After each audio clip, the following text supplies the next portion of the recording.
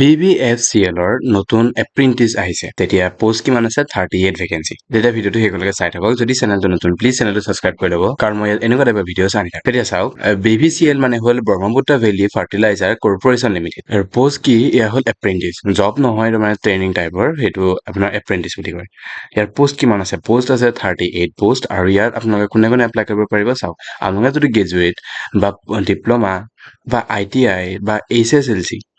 HSLC পাছ কৰিছে তেওঁলোকেও আপোনালোকে ধুনীয়াকৈ এপ্লাই কৰিব পাৰিব ইয়াৰ পিছত কি আহিল আপোনালোকৰ বয়স লাগিব 18 বছৰৰ পৰা 24 বছৰ ভিতৰত আৰু ইয়াত কোনো এপ্লিকেশ্যন ফি দিব নালাগে তেতিয়া আপোনালোকে যদি এপ্লাই কৰিব বিচাৰে মোক কণ্টেক্ট কৰিলে হ'ল মই ধুনীয়াকৈ আপোনাক এপ্লাই কৰি দিম ইয়াত ষ্টাৰ্ট ডেট হৈছে 30 জুন আৰু লাষ্ট ডেট হৈ গ'ল 31 জুলাই আগত আপোনালোকে ধুনীয়াকৈ এপ্লাই কৰিব লাগিব ইয়াৰ পিছত আহি গ'ল BPCL ৰ এইটো যোনটো এপ্ৰেন্টিছ ৰিক্ৰুইটমেণ্ট ইয়াত দিয়া আছে যে এইটো 38টা পোষ্ট আছে আৰু পোষ্টটোৰ এপ্ৰেন্টিছ হ'ল 12 মাহ মানে এবছৰ তাৰ স্পেণ্ডিড যোনটো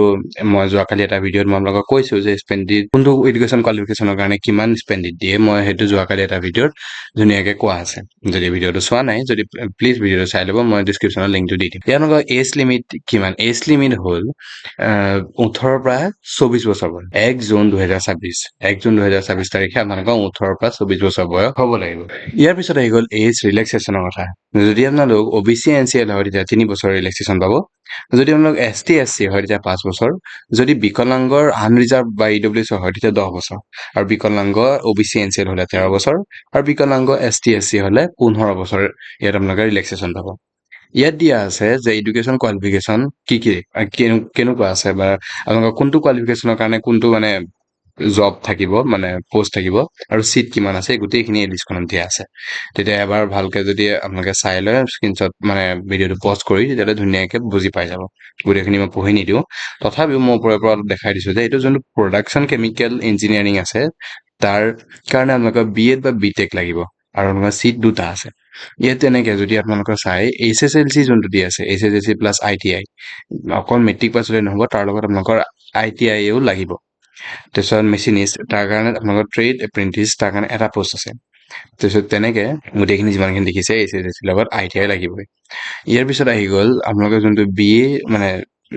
BA কাৰণে এইটো HR মানে হিউমেন ৰিচোৰ্চ তাৰ কাৰণে আপোনালোকৰ BA পাছ হ'লে হ'ল মাত্ৰ দুটা পোষ্ট আছে তাৰ কাৰণে নতুন কোনোবা এপইণ্ট কৰিবৰ কাৰণে কিবা কৰিবৰ কাৰণে সেইখিনি মানে HR চোৱা হয় তাৰপিছতে BA কাৰণে এইটো হ'ল দুটা পোষ্ট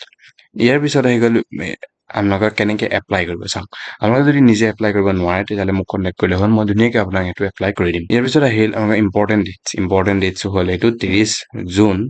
2026 আৰম্ভ হৈছে আৰু 31 জুলাই 2026 শেষ হ'ব ইয়াৰ পিছত এইখিনি কেনেকৈ মানে কিছুমান ইম্পৰ্টেণ্ট লিংক আছে তেতিয়া ভিডিঅ'টো মানে যদি ভিডিঅ'টো অকণমান যেন হেল্পফুল লাগে প্লিজ চেনেলটো ছাবস্ক্ৰাইব কৰিব কাৰণ মই এনেকুৱা টাইপৰ ভিডিঅ' চাই থাকোঁ যদি ফেচবুকত চাই আছে প্লিজ পেজটো ফ'ল' কৰি লওক তেতিয়া মই দেৱজিৎ শইকীয়া চাইনিং অফ